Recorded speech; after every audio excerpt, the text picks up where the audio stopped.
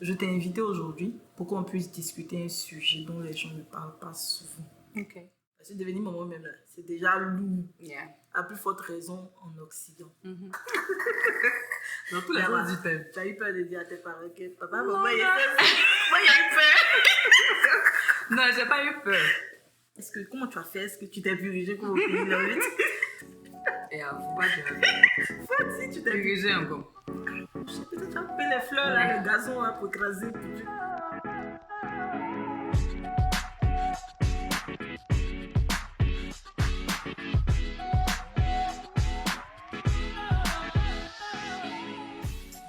Mais quand tu finis de vivre dans la grâce de l'hôpital, tu rentres à la maison là.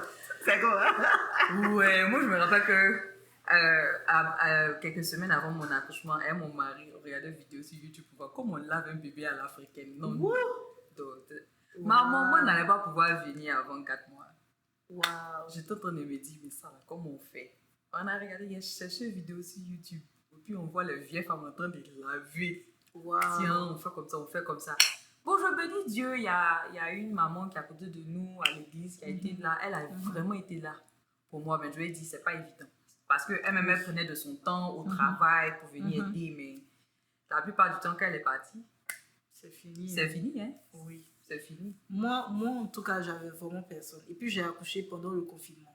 Donc, il n'y avait personne. Pour toi-même, j'imagine. Oui, il y avait personne. Donc, on a dû payer une maman qui n'est pas de ma famille, qui n'est pas de notre famille. On la connaît par quelqu'un. C'est ça. Donc, on a dû la payer. Elle est venue, elle m'a montré comment il faut laver l'enfant, comment il faut soigner le nombril. En tout cas, comment faire. Elle m'a montré. Elle est venue une fois, elle m'a montré. Depuis ça, j'ai commencé à faire mon jusqu'à ma soeur a accouché en 2022. Moi aussi, je suis partie aider. Je suis allée laver l'enfant. C'est moi qui étais la mère là-bas. Linda, si tu me regardes, là, tu me seras reconnaissante toute ta vie. Je suis allée, j'ai lavé l'enfant. Je me suis sentie un peu façon. Je me sentais un peu importante façon. Oui, en tout cas, c'était bien. Donc, c'est vraiment bon d'apprendre. Moi, je trouve que c'est vraiment bon d'apprendre, surtout pour celles qui sont encore au pays. C'est bon de regarder comment les mamans font. C'est bon de voir comment les mémés, parce que tu ne sais pas dans quelle situation tu vas te retrouver. Peut-être même si ce n'est pas toi, mais peut-être il y a une soeur ou bien une amie que tu pourras aider. C'est vraiment très important. Ça, c'est clair. Voilà, de savoir comment ça marche. Parce que c'est clair. Les blancs, là, eux, ils ont des manières de faire. Il y a beaucoup de choses qu'ils ne font pas. Mon cher, il ne lave pas bébé. C'est fatigué. On te dit qu'il faut laver l'enfant une fois chaque 2 semaines. Surtout si tu as accouché. Moi, par exemple, j'ai accouché en hiver. Ils vont me motiver c'est ça pour dire quelque chose, qu'un truc. J'ai accouché en hiver, là, ils sont pas... Et puis mon bébé, il a eu, comment on appelle ça, eczéma. Pendant, ils disent que oui, eczéma et tout. Donc, faut rarement laver l'enfant parce que ça enlève le... Quoi, là, il y a le truc qu'il y a sur la peau quand l'enfant naît, là, paraît que ça... Voilà, il y a plein de quand trucs. c'est un autre moment, là, matin, l'enfant, c'est l'après-midi, on dit qu'on doit le rincer.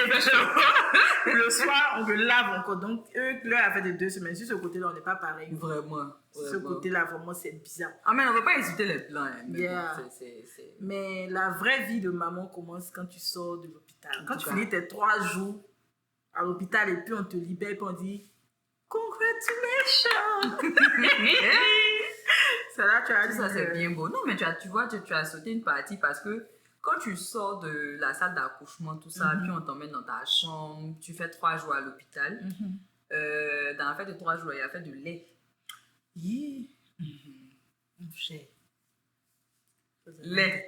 On peut donner à téter. C'est-à-dire que quand tu es enceinte, ou bien, je sais pas, moi au pays, moi je voyais les mamans lever le sein, donner à téter. Moi, je me disais que c'était easy peasy au fait. Tu es enceinte, donc tu as lait. Bon, tu as lait. Attends, c'est pas une science exacte. Hein. Ça dit que c'est pas parce que tu viens d'accoucher que ton lait vient. Ça, c'est un.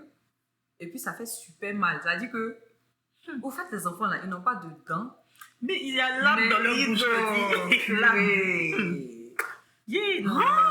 Purée, non. Ça dit que tu te retrouves avec des blessures. J'ai abandonné plusieurs fois, donner à téter là, parce que, surtout quand c'est ton premier enfant. Non, ça fait super mal. J'ai abandonné plusieurs fois parce que la plaie que ça me faisait, là, ils ne comprenaient pas. Comment ils peuvent avoir plaie comme ça sur les nénés? parce que l'enfant était tété. Yeah, c'était pas facile. Et puis, ça épuise mentalement quand même. Yeah. Parce que tu essaies à chaque fois, parce que c'est pas naturel aussi pour l'enfant de prendre automatiquement. C'est pas évident. En tout cas, moi, ça a été difficile, mais j'ai tenu parce que je voulais que l'enfant boive. Mais, j'ai vraiment. Oui, moi, quand j'ai accouché, je me suis rendu compte que c'est comme s'il y avait une glace entre mon cerveau et puis la réalité. Je suis sérieuse. C'est comme s'il y avait une glace entre mon cerveau et la réalité. Je partais au boulot. J'étais en formation. C'est pas que je comprenais pas ce qu'on disait, mais je gardais rien dans mon cerveau en fait. Donc, j'ai eu 3 mois de formation. Au sorti des 3 mois, j'avais l'impression que c'était une formation payée. Mais j'avais l'impression que je fais l'argent des gens à un cadeau. Parce que j'avais rien appris. En vérité, j'avais appris. Mais je n'étais pas capable de me rappeler au moment venu. Yeah. Oui, et puis j'étais très émotive. C'est-à-dire... Yeah, parce que tes hormones sont... Point oui, point non. Je pleurais. En plus, tu vas te trouver vilaine. En tout cas, tu vas te trouver vilaine. Tu vas te trouver vilaine, mais c'est toujours bon d'avoir des personnes autour de soi, ou bien même ton mari, qui va toujours te rappeler que non, tu as accouché, certes, ton corps a changé, mais tu es toujours belle, tu es toujours la bonne personne, tu es toujours celle que tu étais en fait. Il ne faut pas penser que tu es devenue quelqu'un d'autre, ou tu es dans un corps qui t'est étranger. C'est juste l'accouchement et ça va passer. Ça va passer. Maintenant, on dit que ça prend 2 ans à la femme pour se rétablir. Ça prend très longtemps pour que ça change. Quand une femme tombe enceinte, la taille de son cerveau change. Et moi, quand j'ai commencé à lire un peu là-dessus, ils ont dit que ta capacité intellectuelle diminue et puis ta capacité de suivi augmente pour que tu puisses t'occuper de l'enfant, du nouveau-né. Voilà. Yeah. Et ils disent même que dès que l'enfant sort dans ton cerveau, il y a une hormone qui fait que tu peux entendre les cris de l'enfant. Oui. Ça seulement c'est vrai. Ça veut dire que... Ça seulement c'est vrai. Parce que nigga is sleeping. Yeah. L'enfant a crié à tue-tête. Lui, il dort, est-ce qu'il rêve? Moi, il va pas dormir. Mais diantre. Non, mais il y a quand même... Les hommes, là, pour vous, est bien aussi. Normalement, là, on devait faire un enfant. La femme accouche, 2e enfant, l'homme accouche. Là, comme ça, qu'on s'assoit, là, on peut causer. Surtout pour mon modèle qui est à la maison. Lui, seulement, il devait tomber enceinte. On peut se comprendre. Oh, franchement. Mais quand tu as expliqué, souvent, on dit non, ne prenez pas ça pour dire que...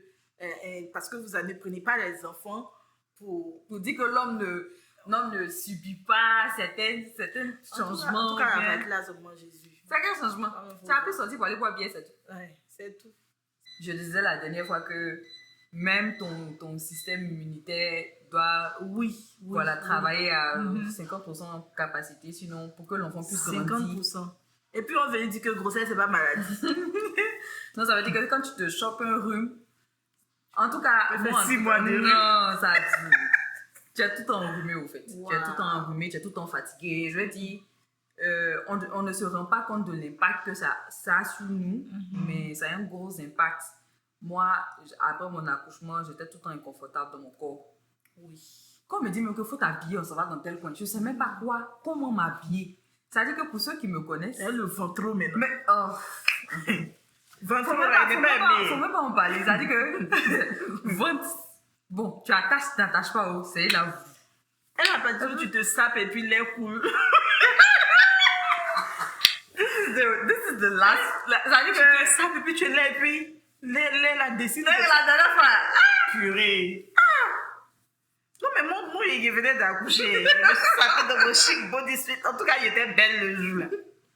Ça va durer. Voici une petite tache là. Mais c'est bien, c'est calme. Hein? Comme moi, il t'expliquait mon affaire, que la semaine passée, je ne sais pas, il va te faire quoi là. Pas ça. Et puis voilà, maintenant, mon habit qui est mouillé. On ne fait pas ça. Tu vas pas pris tes dents pour te moquer de moi. C'est pas parce que je me suis moquée de toi que tu vas te moquer. Dans la vie, la Bible même dit. Tu as visité la Bible. Il faut pardonner. Toi. Non, il faut pardonner. Il ne savait pas ce qu'il faisait. Revenez en nos mots, please. Ah, Seigneur, c'est qu'est-ce que à faire des laits là, moi il n'est pas brisé. Ou il y a me sapé puis ça a sorti dans mon habit là. Je te dis. Ou bien tu es au milieu des jeux puis l'enfant sur toi comme ça. On voit le lait, on voit le lait. La partie là, on nous a pas expliqué. Je te dis. En tout cas, nos soeurs qui sont au pays là, vous avez beaucoup de chance d'avoir les parents à côté, tout ça. On vous envie on vous envie fort, tout ça. Vous avez beaucoup de chance d'avoir les parents autour. Parce que moi, j'avais peur qu'on me fasse une césarienne. Si on me faisait une césarienne, qui allait s'occuper de moi? Et il y a des femmes qui vivent ça, elles sont seules. Elles sont seules. Vraiment seules. Yeah. Et puis elles font une césarienne. C'est vraiment pas facile. Difficile. Donc, c'est très difficile. apprenez auprès des mamans. Pendant que vous y êtes, apprenez auprès des mamans. Yep. Parce que, surtout pour celles qui veulent voyager, là, apprenez auprès des mamans. Comme ça, quand vous serez seul, pas que vous n'allez pas souffrir, mais vous aurez déjà réalisé ce à quoi vous attendre. C'est ça. En tout cas, d'une certaine manière. Yeah. C'est jamais la même chose, en tout cas, quand tu es confronté à la situation. Mais je me dis que quand tu as un peu de connaissance sur... Voilà, ça aide. Oui, ça aide quand même. C'est parce que ton cerveau est préparé. Yeah. Moi, en tout cas, je voyais à faire des moments là comme une vie de bisounours. C'est-à-dire, tu es maman, joli bébé, tu vas pouponner l'enfant, chic et tout. C'est dans ça là, tu ne peux pas dormir la nuit jusqu'à 3. J'ai fait 3 jours, je n'ai pas dormi car ma voix ne sautait plus. Ah bon? Ma voix ne sautait plus, l'enfant pleure dans tes oreilles seulement. Et c'est là qu'encore il y a ces histoires de dépression postpartum que les gens ne considèrent pas souvent. C'est là que ça vient. Il y a d'autres qui disent que ça n'existe pas. Oui, c'est dangereux pour la maman et pour l'enfant. Parce qu'il y a des mamans qui jettent leur enfant. Oui. Mais attends. H24, quelqu'un te pleurer dans tes oreilles. Non, mais ça stresse. Elle pleure d'un enfant, un nouveau-né surtout. Et puis, il ne peut pas te dire maman j'ai faim ou maman j'ai soif ou maman j'ai fait caca. Il va juste pleurer pour tout. Même quand il est à côté, il pleure. Mais le problème, c'est qu'un bébé, ça pleure. Ça dit que c'est son travail, ça. Yeah. C'est de pleurer tout le temps. Donc ça, c'est tellement stressant. Yeah. Du coup, maman, où tu te trouves, en tout cas, la maman qui me regarde, où tu te trouves, si tu te sens pas bien, si tu trouves que c'est trop pour toi et que bébé est en train de trop pleurer, tu n'arrives pas à supporter, il faut appeler à l'aide. Appelle à l'aide, même à un inconnu, parle à quelqu'un, appelle l'hôpital, parle à quelqu'un, ne reste pas seul dans ton coin. Oui, au risque de détester ton enfant ou lui faire du mal et tout. On te comprend, ça existe vraiment la dépression postpartum. Donc, voilà, si on veut parler de cette vie de maman, on va pas dormir. En tout cas, ça va fini. On va écrire gros roman comme ça, genre encyclopédie façon. Il y a beaucoup de choses. On va pas finir. Donc voilà, c'est le peu qu'on pouvait partager avec vous. Vraiment, merci beaucoup, Grâce, d'avoir partagé ce moment avec moi. Of course. Tu m'aimes trop, s'il te plaît. Voilà, merci beaucoup. Je vous fais plein de bisous et puis j'espère vous revoir encore la semaine prochaine. Abonne-toi, partage. Et puis aussi, n'oublie pas d'en parler à tes amis, à tes connaissances, pour que ceci on puisse créer la grande communauté que je rêve de créer. Et puis, on a un objectif. 1000 abonnés avant la fin de l'année, s'il vous plaît.